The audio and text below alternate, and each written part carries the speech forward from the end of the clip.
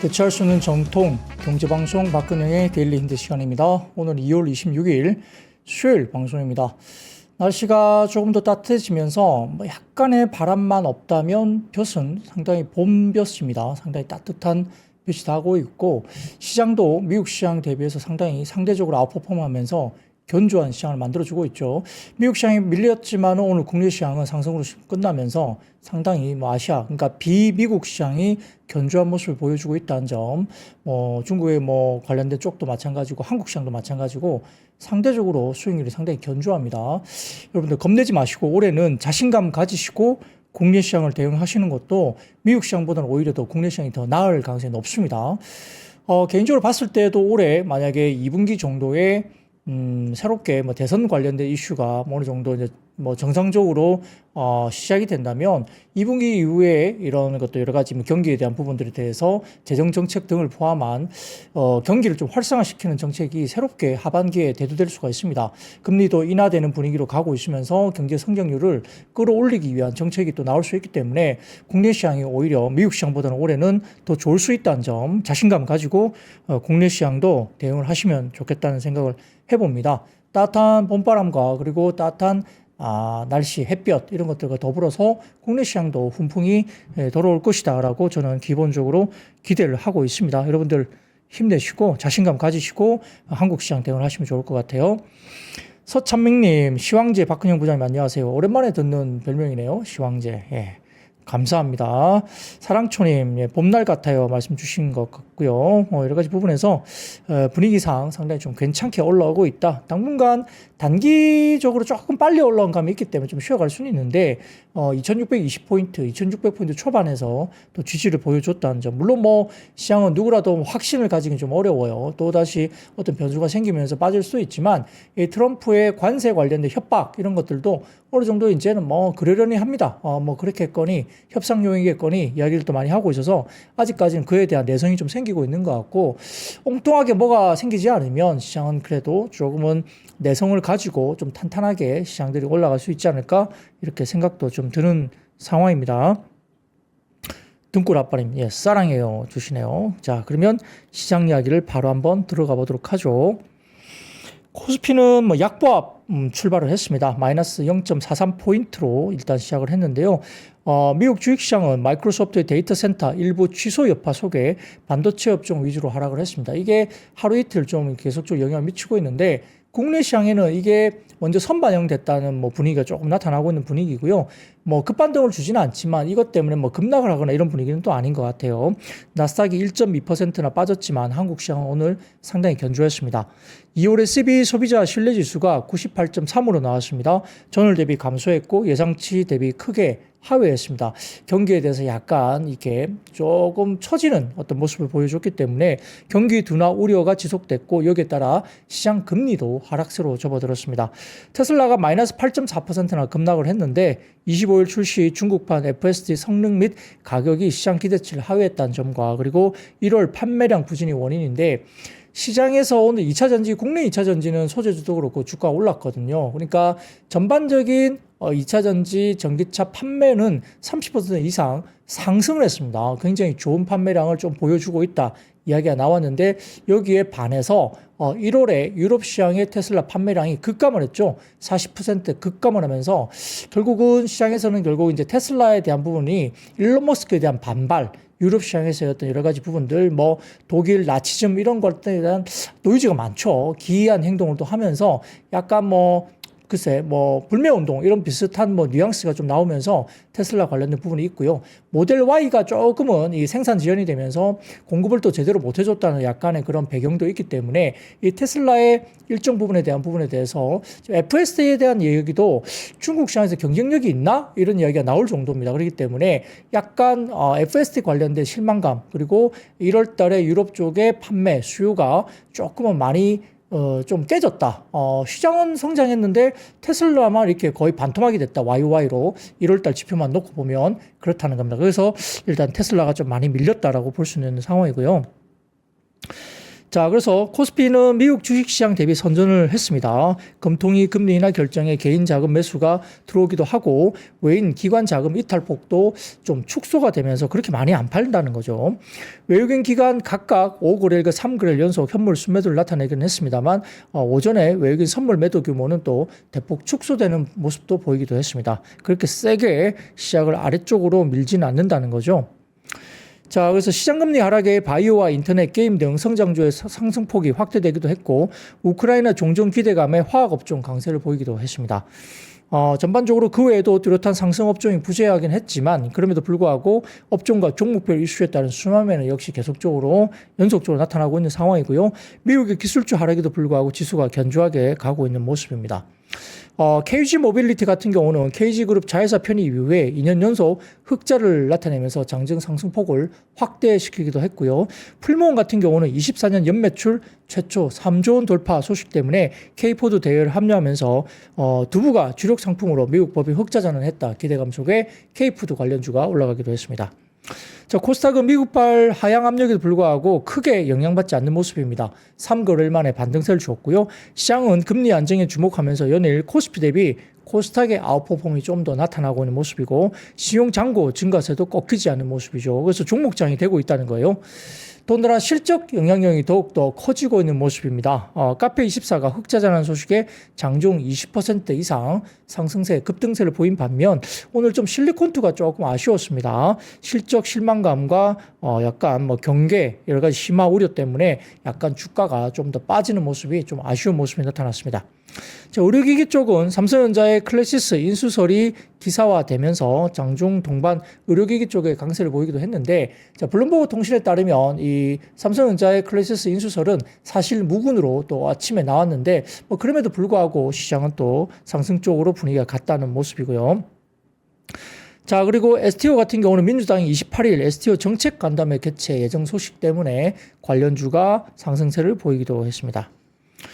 자, 미국 증시가 부진한 흐름 지속되면서 코스피 장초반 하락 후에 낙폭을 만회하는 모습을 보였고요. 종가 무렵에는 플러스권으로 돌아섰습니다. 전일 대비 하락 저점을 높게 형성하면서 코스피 2620포인트 지지를 확인한 모습이었고요. 내일 새벽 발표될 엔비디아 실적을 앞두고 유입된 기대감이 또 경계와 기대감이 상존했다 이렇게 볼 수도 있는데 지수 변동이 크게 나타나지는 않고 있습니다.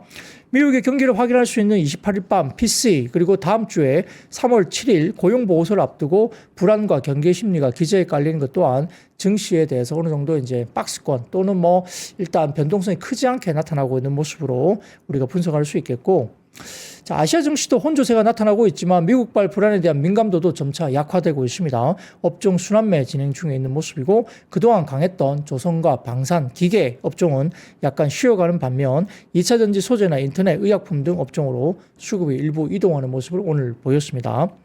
뜨거웠던 미국 경기가 둔화되면서 금리 인하 컨센서스도 증가되고 있고 미국채 10년물 금리도 한때 4.2%까지 하향 안정화됐습니다. 비미국 시장에는 나쁘지 않은 환경으로 볼 수 있겠죠. 그래서 한국이라든지 중국 시장 쪽도 항생지수도 최근에 그렇게 나쁘지 않습니다. 홍콩 증시는 2% 상승하는 등 미국 증시 조정을 거친 이후에 글로벌 순환매가 재개될 가능성을 조심스럽게 제한을 받고 있다 이렇게 볼 수 있습니다.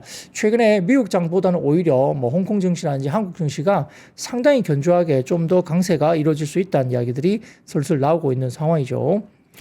자, 우크라이나 재건 관련주가 일단 강세를 보이기도 했습니다. 우크라이나 전쟁 재건과 복구에 약 750조 원이 소요될 것이라는 유엔과 세계은행 등 국제기구들의 추산이 나오면서 국내 건설기계, 현대건설기계라든지 전진건설 로봇 등 재건 관련 업종이 일단 상승세를 나타냈고요.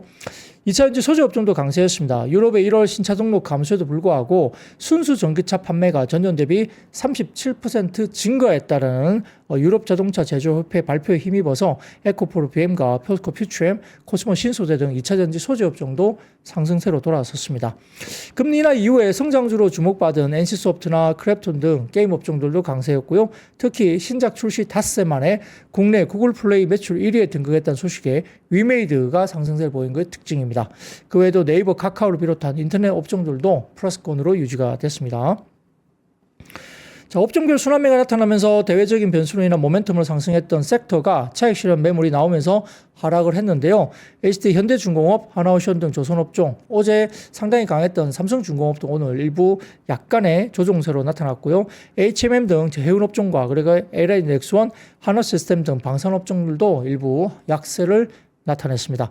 자, 업종 상승 탑3는 IT 서비스와 제약, 전기가스 등이고요. 업종 하락 버텀 3는 의료정밀기기와 유통, 운송장비와 부품 쪽으로 설명이 됩니다.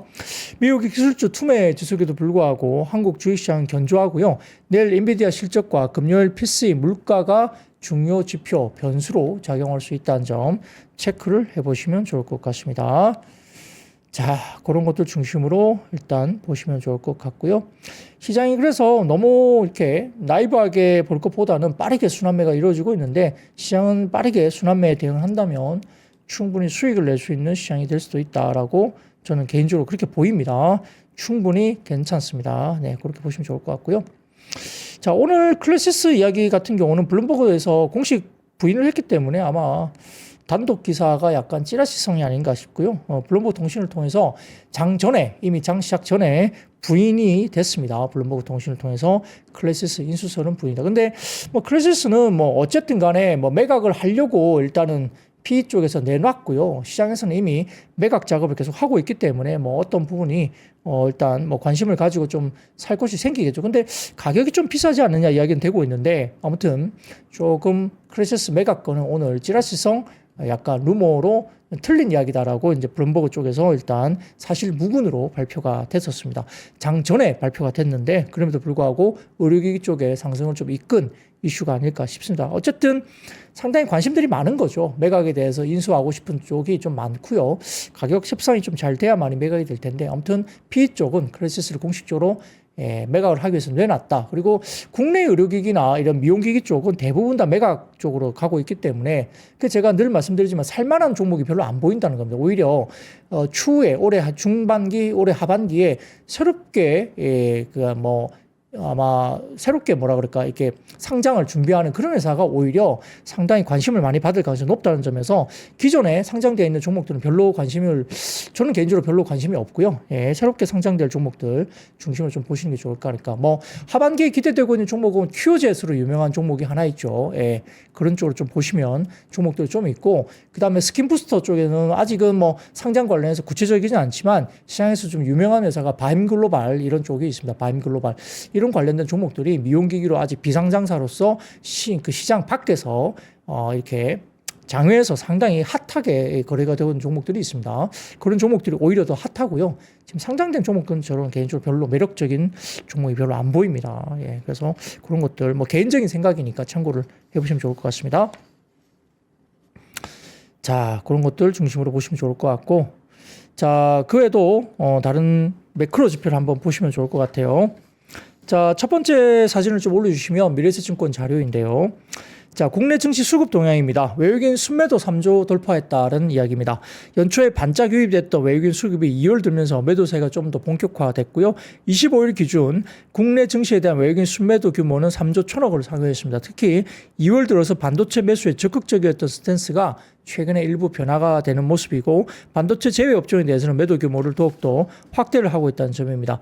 자, 소프트웨어와 상사 자본재 순매수 탑입니다. 외국인 연간 순매수 상위 업종은 상대적으로 지금 소프트웨어에 5,300억 그리고 상사 자본재 2,460억 그리고 운송이 2,240억 정도가 들어왔고요. 순매도 상위 업종은 자동차 9,650억, 은행이 7,530억, IT 가전이 5,860억, 화학이 5,560억, 조선이 5,410억 등 기록했습니다.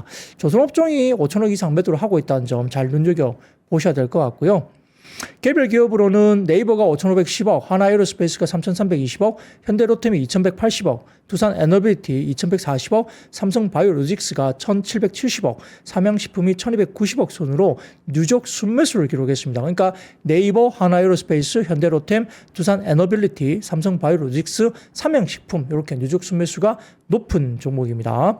특히 SK하이닉스가 1조 9,480억 그리고 삼성전자가 1조 6,310억 간의 수급 온도차가 대척점에 있습니다. 하이닉스는 1조 9,480억을 샀고요. 삼성전자는 1조 6,310억을 팔았습니다.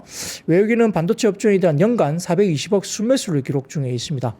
외국인들은 YTD 순매도에도 연기금의 매수로 최근 코스피 하락을 방어하고 있고요. 12월 27일부터 2월 25일까지 37일 연속 지금 연기금이 3조 3천억 규모의 순매수가 들어오고 있습니다. 그러니까 연기금이 시장을 바치고 있다는 거죠. 가장 많이 사들인 종목은 삼성전자 연기금이 8,563억을 샀고요. 하이닉스가 2,918억으로 반도체 이렇게 매수를 가장 많이 연기금을 담았고 그 다음으로 LG 에너지솔루션이 2,074억 원, 삼성바이오로직스가 1,902억 원, 그리고 에코프로 BM이 1,388억 원 등 2차 전지주와 바이오 중심으로 연기금이 매수를 집중하고 있다 보실 수 있겠습니다. 국민연금의 25년 포트폴리오 국내 주식 비중은 작년 11월 말 11.9%에서 올해 말까지 14.9%까지 확대 목표가 있습니다. 국민연금이 주식을 많이 살 걸로 보인다는 겁니다. 11월 말 기준 국내 3대 연기금의 국내 주식 보유 규모는 전체 운용자산 대비 12%로 목표 비중 14.9%과의 괴리가 2%를 이탈했습니다. 그렇기 때문에 괴리가 좀 크게 나타나고 있어서 결국은 꽤 많이 지금 국내 연기금이 좀 주식을 더 국민연금도 마찬가지고요. 주식을 좀 더 살 수 있지 않을까 생각이 듭니다. 자, 그 다음 사진 하나 보여드리면 국내 업종별 외국인 연간 누적 수급 규모입니다. 소프트웨어, 상사자본재, 운송, 기계, 미디어 교육, 철강, 소매 유통 순으로 유틸리티, 반도체, 이렇게 통신 서비스 이렇게 주식을 사고 있습니다. 소프트웨어 업종, 상사자본재에 좀 집중되고 있다. 이렇게 보시면 되겠죠. 그래서 이런 중심으로 섹터를 조금 더 눈여겨보시면 되지 않을까 생각은 해봅니다. 자, 그리고 그 다음에 헤드라인입니다. 하나 띄워주시면 자, 하원의 예산 결의안이 통과가 됐습니다. 오늘 장 후반에 한국 시간 장 막판에 나온 이야기인데요. 하원 쪽에 예산 결의안이 통과됐다는 이야기가 나왔는데 미래세증권의 자료를 하나 더 띄워드리겠습니다. 공화당 하원 예산 결의안 위원회별 지출 삭감 증가 규모에 대해서 다음 표를 하나 띄워주세요. 이것 말고 그 다음 이겁니다. 자, 하원은 예산 조정 첫 단계인 예산 결의안을 통과시켰고요. 트럼프의 핵심 공약 중 하나인 감세 정책 추진을 시작했다는 건데 이게 왜 중요하냐면 이 표가 왜 중요하냐면 결의안은 각 위원회별로 사용할 수 있는 금액과 지출 삭감 금액을 제시했는데 결의안에 감세에 필요한 4조 5천억 달러 추가 지출과 함께 2조 달러 지출 삭감을 지시했습니다. 국방과 국경 이민 관련 분야는 오히려 지출 증가 예상이다. 그러니까 지난번에 국방비 삭감 이슈가 있었거든요. 그렇기 때문에 갑자기 조선과 방산 쪽이 확 밀렸던 적이 있었는데요. 지출 삭감이 2조 달러를 미달할 경우에 부족한 금액만큼 지출 증가분도 하향 조정하도록 명시가 되어 있는데 자, 이걸 본다면 뭡니까? 미국의 국방비 예산 축소 관련된 우려가 완화될 수 있다는 겁니다. 국방비가 오히려 지금 보시면 조금 늘었습니다. 국가안보, 군사 쪽이 좀 늘었어요. 오히려 오른쪽으로 가 있습니다. 그렇기 때문에 결의안의 감사 쪽에 아까 말씀드렸던 부분에 대해서 국방비가 오히려 늘었다는 거고 상원과 합의를 거친 후에 합의안에 대해서 양원이 과반수로 통과시킬 필요가 있긴 하지만 아까 말씀드렸던 결의안에 국방비 예산 증가를 지시했다. 한 1,000억 달러 정도가 국방비 예산 증가 쪽으로 간다는 겁니다. 유럽 대비 부진했던 미국 방산이 반등이 또 기대된다. 이런 부분이 있고요. 내러티브가 역시 관세 쪽에서 감세 쪽으로 시장이 조금 눈을 돌릴 수 있다. 시장 전체적으로 감세 쪽으로 눈을 좀 더 돌릴 수 있다는 점이 긍정적이라는 겁니다. 근데 감세 기대감이 반영되기 위해서는 구체적 디테일 확인이 조금 더 필요한데 아까 말씀드렸던 국방비 쪽이 증가 쪽으로 오히려 감세가 되지 않고 증가 쪽으로 갈 수 있다는 점은 방산업종이나 뭐 기계업종 뭐 아니면 조선 이런 쪽에 대해서 반등이 나올 수 있을까? 예, 한 번 더 이게 변수가 될 수 있지 않을까 생각도 해볼 수 있습니다. 그런 것들 중심으로 여러분들도 섹터를 한번 고민을 해볼 필요가 있겠다. 이게 오늘 한국 시장 거의 장 막판 무렵에 나왔던 이야기이기 때문에 또 이런 것들이 올해 내일이나 뭐 모레 또 이렇게 반응을 또 할 수 있으니까 한번 참고를 해보시면 좋겠죠. 자, 그러면 이런 내용을 가지고 섹터별로 다시 한번 들어가 보도록 하겠습니다. 자, 첫 번째 2차 전지 상승입니다. 간만에 2차 전지가 다시 올라왔는데 최근은 뭐 하루 빠졌다 올라왔다 빠졌다 올라왔다 뭐 빠질 때 꽤 빠지고 올라올 때 좀 어느 정도 올라오고 이런 상황인데 아마 2차 전지는 뭐 트레이딩 영역이 아닌가 싶습니다. 추세적인 상승을 논하기에는 좀 이르고요. 그냥 트레이딩 정도로 보시면 좋을 것 같아요. 자, 전일 일본에 따르면 휴머노이드가 제2의 전기차 시장으로 부상할 것으로 보여지고요. 고성능 배터리 개발에 관련 업체들이 사활을 걸고 있고, 이 로봇 시장 개화에 이제 배터리가 들어간다는 이야기입니다. 26년 휴머노이드 양산을 선언한 테슬라는 LG 엔솔과 손을 잡았고 기존 배터리보다 에너지 밀도가 높은 4680 배터리를 내년에 나오는 2세대 옵티머스에 장착하고 휴머노이드 전용 배터리를 내놓을 것으로 보입니다. 아울러서 중국 최대 로봇 기업 유비테크와 최대 전기차 배터리 업체 비아드로 구성된 팀 차이나도 휴머노이드 전용 배터리 개발에 나섰다. 그러니까 휴머노이드가 이 배터리 산업의 또 다른 하나의 출구가 되지 않을까 이렇게 생각을 하는 것 같습니다. 또한 현대기아차 관련해서 삼성 SDI는 로봇 전용 배터리 공동 개발을 위해서 MOU를 체결했고요. 삼성 SDI가 개발하는 고용량 배터리를 현대차 기아 로보틱스 랩의 로봇에 적용해서 충전 및 방전 성능 그리고 수명 기간, 수명 평가 등을 진행하는 방식으로 양측은 현대차의 휴머노이드 자회사 보스턴 다이내믹스에 공급할 배터리도 공동 개발할 것으로 전망이 되면서 2차 전지 관련된 쪽, 배터리 쪽 관련된 리튬 테마도 일단 상승세가 나타났습니다. 자, 그래서 그런 것들이 2차 전지주가 일부 올라왔고요. 근데 저는 일반적인 2차 전지는 그냥 트레이딩 정도 영역일 것 같고 생각보다는 전고체 쪽에 조금 더 포커스를 두는 게 좋지 않을까? 우리가 수익을 내는 부분에서는 오히려 이제 특화된 쪽, 이렇게 새롭게 다가오는 전고체 시장에 좀 더 관심을 가질 필요가 있다고 생각을 합니다. 국내 배터리 3사 LG 엔솔과 삼성 SDI, SK온이 전고체 배터리 개발에 집중하고 있고 전고체 배터리 산업에 대한 기대감이 커지고 있으면서 전일 현대차, 기아, 삼성 SDI가 로봇 전용 배터리 공동 개발대에서 MOU를 맺고 이 부분 때문에 삼성 SDI가 개발하는 고용량 배터리를 현대차, 기아 로보틱스 랩에 로봇에 충전해서 적용을 하면서 여러 가지 부분들이 이제 배터리 공급 개발을 공동으로 전망을 하고 있습니다. 자, 휴머노이드 성능이 좋아질수록 전력 소모량이 이에 비해서 늘어나는데 현재의 배터리로는 휴머노이드 로봇이 오랜 시간 동안 작동을 하지 못하는 가운데 이러한 법칙을 바꿀 제품으로 수년 뒤 상용화할 전고체 배터리가 부각되고 있고 오히려 이게 말씀드린 대로 전체 배터리의 종목들이 좋은 것보다는 전고체 쪽으로 좀 슬림화해서 집중적으로 좀 보는 게 낫지 않을까. 향후에 다가올 시장이기 때문에 그쪽이 좀 더 긍정적으로 볼 수 있다 보이는데요. 전고체 배터리를 활용하며 에너지 용량을 2만 와트시 이상으로 높일 수 있고 사람처럼 8시간 연속 일을 시킬 수 있다고 알려집니다. 현재 전고체 배터리 분야 선두주자는 2027년 양산 계획을 앞둔 삼성 SDI인데 중국 BYD도 휴머노이드에 쓸 수 있는 전고체 배터리 개발에 열을 올리고 있다 알려지고 있습니다. BYD 상당히 공격적으로 한국까지 지금 자동차 전기차를 진출을 시켰죠.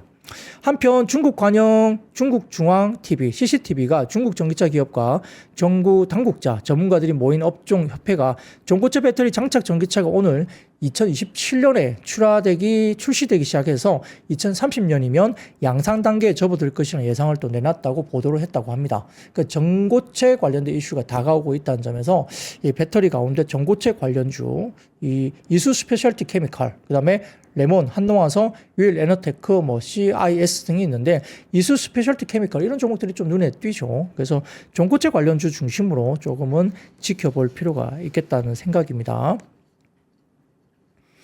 자, 그리고 삼성증권에 관련된 이야기를 좀 드려보면 자, 테슬라의 주가 급락에 대해서 이야기를 좀 하고 있는데요.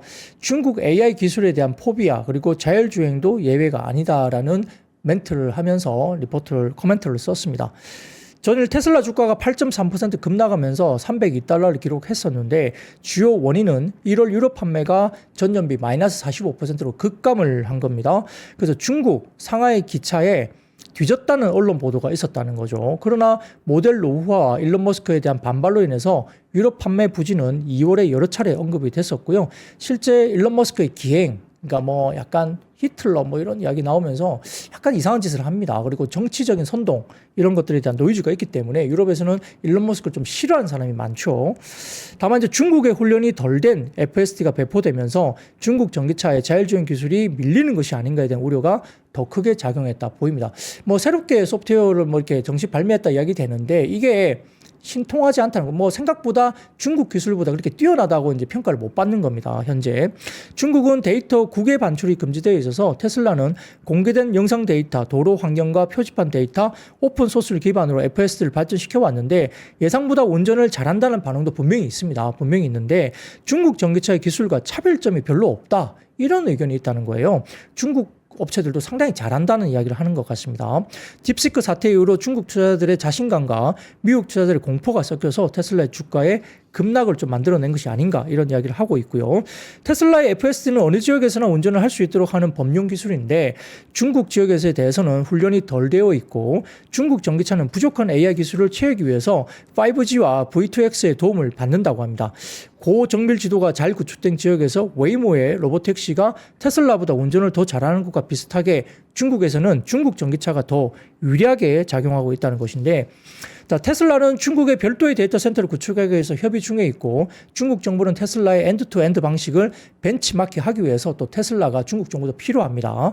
오늘부터 중국에서 또 모델 Y 주니퍼 출고가 또 시작됐기 때문에 3월 초에는 중국 판매 데이터 이 대수 회복이 확인하고 이 부분에서 확인이 될 경우에는 테슬라에 또다시 한번 기회가 될 수 있는데 어쨌든 뭐 출고가 되고 많이 판매가 돼야만이 이런 부분에 대해서 상당히 시장에서 이제 테슬라에서 긍정적인 이야기를 할 수 있기 때문에 자, 테슬라에 관련된 FSD 관련해서 중국 업체와의 경쟁이 또 격화되고 있고 중국 업체와 비교했을 때 아주 특출나지 않다라는 분석이 아직은 있다는 거죠.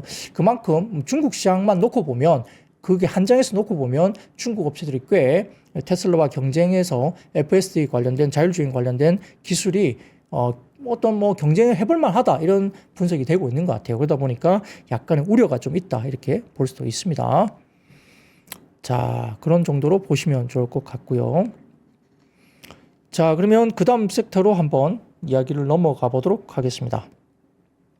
자, 월스트리트 저널 관련된 헤드라인 한번 띄워주시겠습니까? 띄워주시면 자, 25일 현지 시간 로이터 AFP 통신 등에 따르면 미국과 우크라이나가 광물협정 초안에 합의했다. 이건 뭐 젤렌스키가 어쩔 수 없이 해야 되지 않을까 싶습니다. 워낙 그 트럼프 대통령이 이렇게 미국이 우크라이나 지원을 많이 했으니까 영수증을 이제 발행하겠죠. 야, 이렇게 우리가 돈 많이 줬잖아. 그러니까 우리가 영수증 발행했으니까 이만큼 내놔. 당연히 그랬던 것은 뭐 당연한 절차로 우리가 예상이 됐었고요. 특히 트럼프 대통령의 성격상 이렇게 당연히 할 것으로 예상했습니다. 거기에 따라서 지금 젤렌스키 대통령은 뭐 어쩔 수 없이 이 광물 협상에 관련해서 뭐 응해줄 수밖에 없죠. 젤렌스키 우크라이나 대통령이 오는 현지 시간 28일 워싱턴 DC를 방문해서 협정에 서명할 예정이라고 전해지고 있습니다. 지금 대통령직도 아주 간당간당하잖아요. 트럼프 대통령은 젤렌스키 대통령 그냥 대통령에서 물러나라. 그리고 새로운 선거가 필요하다 이렇게 이야기하고 있기 때문에 아마 물러날 가능성도 저희는 있다고 보입니다. 트럼프 대통령이 젤렌스키 대통령이 28일 현지 시간 워싱턴에 올 예정이라고 직접 이야기를 했고요. 그는 나와 함께 그날 광물 협정에 서명을 하고 싶어 한다 밝혔습니다. 특히 미국이 광물 협상을 최초 제안할 때 우크라이나에 요구한 5천억 달러 약 716조 원 규모의 광물 자원 제공 등 우크라이나가 반발한 일부 조항은 초안에서 빠진 것으로 알려지고 있는데 아무튼 그래도 뭔가가 협상의 대가이고 뭐 머니에 대해서는 테슬라 뭐 뿐만 아니라 여러 가지 뭐 트럼프 대통령도 엄청난 돈의 머니에 대한 머니 게임을 하는 사람이죠. 한편 유엔과 세계은행, EU 집행위원회에 그리고 우크라이나 정부가 공동 발표한 4차 긴급 재건 피해 및 수요 조사에서 우크라이나의 전쟁 재건과 복구에 앞으로 10년간 5,240억 달러 약 750조 원이 소요될 것으로 추산이 됐다고 합니다. 지난해 우크라이나의 명목 GDP 추정치의 약 2.8배 규모이니까 어마어마한 규모죠.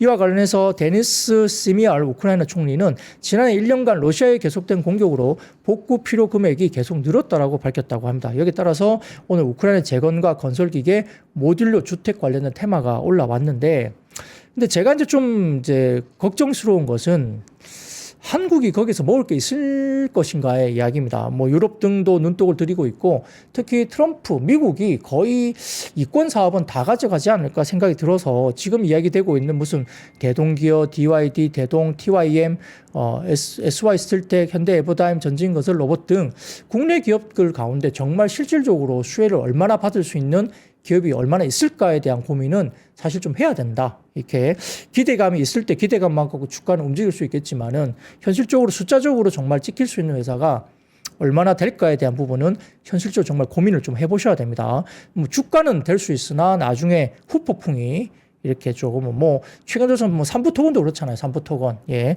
삼부토건 무슨 일인지 아시죠? 네. 그래서 지금 여러 가지 삼부토건도 이제 시장에서 퇴출될 가능성도 있기 때문에 그러한 회사들이 뭐 재건한다고 이렇게 주가들이 막 주가가 급등했을 때 실질적으로 과연 할 수 있는 게 뭐가 있을까라는 고민을 정말 해보셔야 돼요. 예, 별로 없을 가능성도 높습니다. 조심을 좀 하셔야 될 것 같고요.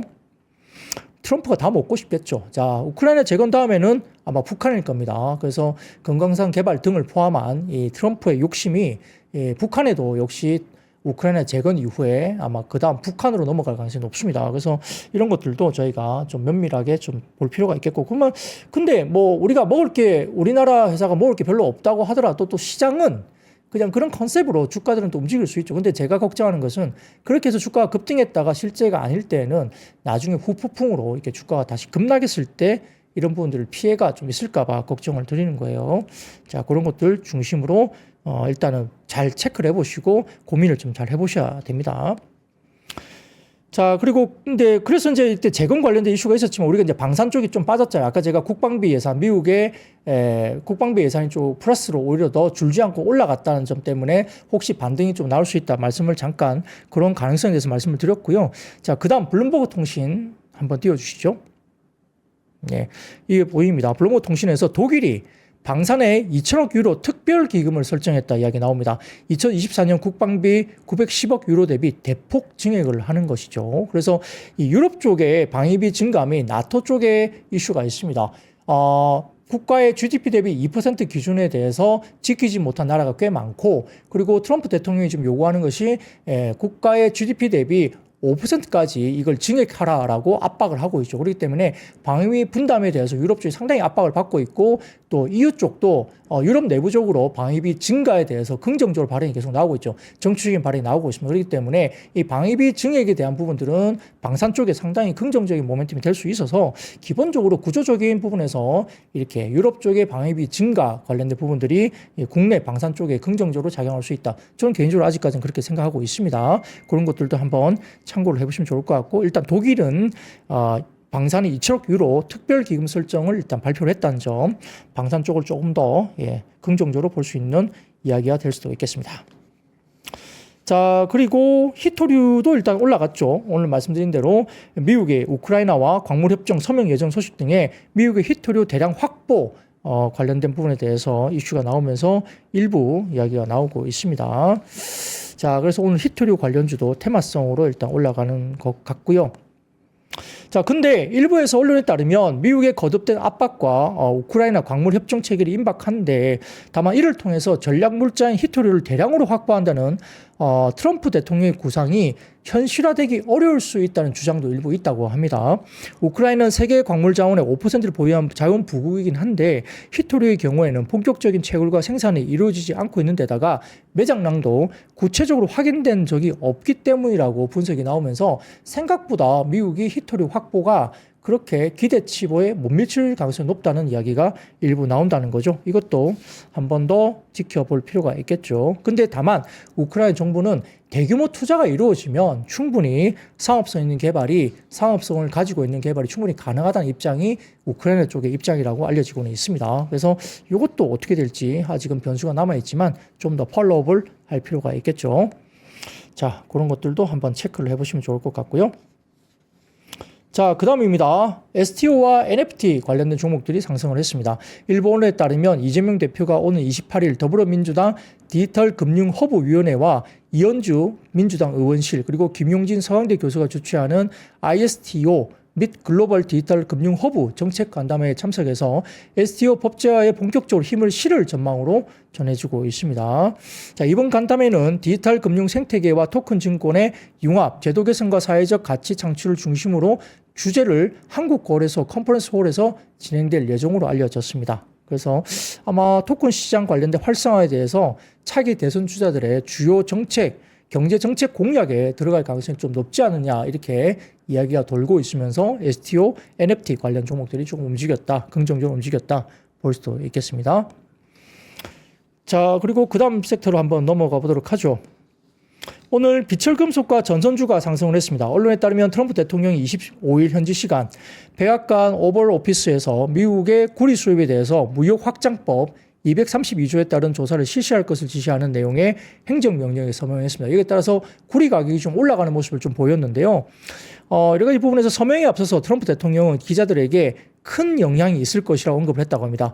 빅 임팩트라는 표현을 썼다고 하는데 미국 정부 고위 당국자가 사전 전화 브리핑에서 이번 조사 대상에 대해서 구리 원광과 구리 정광 그리고 정년동 이 재련된 구리거든요. 그리고 구리 합금 고철 구리 및 구리 파생 상품을 살펴볼 것이라면서 조사 일정에 대해서 신속히 움직일 것이나 시간표는 없다라고 말했다고 합니다. 구리에 대한 조사는 3월 12일부터 예외 없이 25% 관세 부과를 결정한 철강, 알루미늄에 이어서 금속 분야에 대한 트럼프발 관세 정착의 확대 가능성을 시사하는 발언이라는 점에서 역시 구리 가격에 대한 상승에 대해서 이야기를 할 수 있겠습니다. 여기에 따라서 뭐 전선주라든지 이런 쪽이 영향을 좀 가격에 대한 영향을 받을 것이다 얘기되면서 전선주가 주가들이 올라갔고요. 비철 금속 관련주들도 주가가 올라왔습니다. 이구산업, 영풍, 대창, 알루코, KBI 메탈, 일진전기 등의 비철 금속과 전선 관련주가 올라왔고요. 제가 늘 최근에 말씀드렸지만 전력 변압기 쪽도 오늘 주가가 올라왔습니다. HD 현대일렉트릭 그리고 뭐 효성중공업, LS일렉트릭 등도 주가들이 조금 올라오는 모습이 역시 보였다는 점도 한번 체크를 해보시면 좋을 것 같고요. 전선 변압기 쪽은 너무 많이 빠졌어요. 특히 변압기 쪽도 지금 현대일렉트릭이 PR이 18배밖에 안 됩니다. 그래서 이튼 같은 경우가 지금 PR이 27배인가요? 뭐 한 30배 가까이 좀 됩니다. 그렇기 때문에 현대일렉트릭이 PR 18배면 사실은 뭐 굉장히 저평가로 볼 수 있기 때문에 충분히 주가가 리바운딩이 나와도 되지 않을까 생각을 해봅니다. 자, 참고로 그 다음 표 하나만 보여드리겠습니다. 연합뉴스 자료인데요. 미국의 구리 수입국입니다. 가장 많이 수입을 하는 곳이 칠레, 그리고 캐나다, 멕시코, 페루, 독일, 한국이 6위 쪽에 있네요. 구리 수입국의 6위가 한국이 이제 돼 있습니다. 칠레, 캐나다가 상당히 많고요. 칠레가 독보적으로 많네요. 그래서 이렇게 관세 부과 관련된 부분들이 있다라고 보시면 좋을 것 같습니다. 자, 그러면 다음 섹터로 넘어가 보도록 하겠습니다. 자, 그 다음 섹터는 로봇과 AI입니다. 언론에 따르면 현대차, 기아와 삼성 SDI가 로봇 전용 배터리 공동 개발을 위해서 MOU를 맺었다 전해지고 있고요. 이게 이제 전고체 배터리 이야기가 나오고 있죠. 삼성 SDI가 개발하는 고용량 배터리를 뭐 현대차, 기아의 로보틱스 랩에 로봇에 적용해서 충전, 방전 성능과 사용 기간 이런 것들을 평가하는 방식인데 결국은 휴머노이드 자회사인 보스턴 다이나믹스에 공급할 배터리도 공동 개발할 것이라는 관측이 나오고 있는 상황입니다. 자, 그래서 결국은 한두 시간에 불과한 배터리 사용 시간부터 대폭 늘려야 되는 게 맞죠. 한 8시간, 9시간 정도는 충분히 사용할 수 있는 배터리가 돼야 된다는 이야기를 하고 있는 거죠. 한편 2032년 660억 달러, 약 94조 4,900억 규모로 커질 휴머노이드 시장을 놓고 글로벌 로봇 기업과 배터리 업체 간의 동맹이 본격화된 분석이 나오면서 그래서 아까 제가 일부 2차 전지 쪽이 주가가 올라왔고 그 가운데 전고체 배터리를 좀 봐야 된다 말씀을 제가 드렸었고요. 그리고 로봇과 AI 쪽에 관련된 쪽에 오늘도 같이 테마성으로 주가들이 움직임이 있었다 볼 수 있습니다. SP 시스템, 해성 에어 로보틱스, 우림 PTS, PIE, 그다음 네오팩트 등의 로봇 관련주가 주가들이 올라왔다 이렇게 볼 수도 있겠습니다. 자, 그러면 그 다음 섹터입니다. 삼성전자가 하드웨어 양자 내성 암호 PQC 여기 보안칩 개발 소식 등의 양자 암호 관련된 쪽, 양자 컴퓨터 관련 쪽의 주가들이 올라왔습니다. 업계에 따르면 삼성전자 DS 부분 시스템 LSI 사업부가 보안칩 S3, SSE 2A의 개발을 마치고 이게 어렵네요. 보안칩 이름이. 자, 개발을 마치고 샘플 출하를 앞두고 있다고 합니다. 하드웨어와 소프트웨어를 모두 포함하는 보안 요소 턴키 솔루션으로 미국의 국립표준기술연구소가 발표한 차세대 양자 내성 암호 표준이 적용됐다고 하죠. 한편 언론에 따르면 국가 양자산업은 물론 뭐 양자 기초 기술 전반을 담당하는 조직이 과학기술정보통신부 산하에 신설될 것으로 전해집니다. 그러니까 양자 컴퓨터 관련된 이슈가 뭐 재정도 그렇고 새로운 부서가 신설될 것으로 보이는 거죠. 그동안 임시조직으로만 존재했던 양자기술 담당 조직이 정식으로 출범한다는 데 의미가 있고요. 지속적인 양자산업 육성 물론 안정적인 양자기술 지원도 한층 수월해질 것으로 보이면서 양자기술 관련된 부분들이 주목을 받고 있다 이렇게 볼 수도 있겠습니다. 자, 그리고 그 다음 섹터로 한번 넘어가 보도록 하죠. 자, 국내 첫 신종 인간 코로나 바이러스 발견 소식에 관련주들이 올라왔습니다. 뭐 코로나 관련 백신이라든지 일부 이런 종목들도 올라왔는데요. 자, 고려대학교 의과대학 미생물학 교실 송진원 교수 연구팀이 2022년 고대 안산병원에 폐렴 증상으로 입원한 영아의 검체를 분석한 결과 기존에 보고된 적 없는 신종 인간 코로나 바이러스를 확인했다고 밝혔다고 합니다. 연구팀은 바이러스의 발생 원인을 밝히기 위해서 2018년부터 2022년 채입된 국내 야생 등줄쥐 880마리를 대상으로 바이러스 감염 여부를 조사했는데 그 결과 강원도와 제주도에서 채집된 16마리에서 신종 알파 코로나 바이러스가 검출됐고 영아에게서 발견된 바이러스와 93%에서 96.8%의 높은 유전적 유사성을 보였다고 합니다. 설치류가 이 바이러스의 자연 숙주일 가능성이 크지만 감염 경로는 불명확하다는 것이 연구진의 설명이다라고 기사가 나왔습니다. 한편 코로나19는 주로 폐렴을 유발했지만 이번 바이러스는 폐렴뿐만 아니라 간 기능 이상도 동반됐고 특히 이번 신종 바이러스는 기존 인간 코로나 바이러스보다 중국과 한국에서 발견된 설치류 유래 알파 코로나 바이러스와 더욱 밀접한 관련이 있다라고 이제 발표가 됐다고 합니다. 다만 사람 간 전파 가능성은 추가 연구가 필요하다고 설명했다고 하면서 이 연구에 대한 이야기가 오늘 기사가 나왔습니다. 오후에. 그래서 이 국내 첫 신종 인간 코로나 바이러스 발견 소식이 나오면서 지금 이제 확산세가 됐다는 건 아니고 이런 바이러스가 있다라고 이제 발견을 했다는 거죠. 그래서 이런 이야기가 나오면서 일부 코로나 테마주들이 오장의 주가가 움직였다 이렇게 볼 수 있습니다. 뉴스로 움직이는 테마입니다. 그래서 뭐 지금 뭐 이게 코로나 바이러스로 지금 확산되면서 뭐 환자가 발생하고 막 심각한 상황입니다. 조심해야 됩니다. 이거 절대 아닙니다. 그냥 이런 바이러스가 확인됐다. 예, 기존에 보고된 적 없는 새로운 바이러스를 일단 발견했다 정도로 보시면 될 것 같습니다. 자, 그 다음입니다. 미국 연구진이 마리아나 비만 효과 연구 발표 소식에 관련주가 올라왔습니다. 마리아나 관련주가 올라왔는데요. 대마 전문 매체 마리아나 모먼트에 따르면 대마초 추출 향전신성 물질인 칸나비노이드에 테트라하이드로칸나비바린과 칸나비디올을 함유한 복합 제품을 사용하면 통계적으로 유의미한 체중 감량과 이와 더불어서 허리둘레 감소, 혈압 저하, 콜레스테롤 감소 효과가 나타나는 것을 확인했다 전해집니다. 자, 그렇다고 해서 이 체중 감소 때문에 우리가 마리아나를 피워야 됩니까?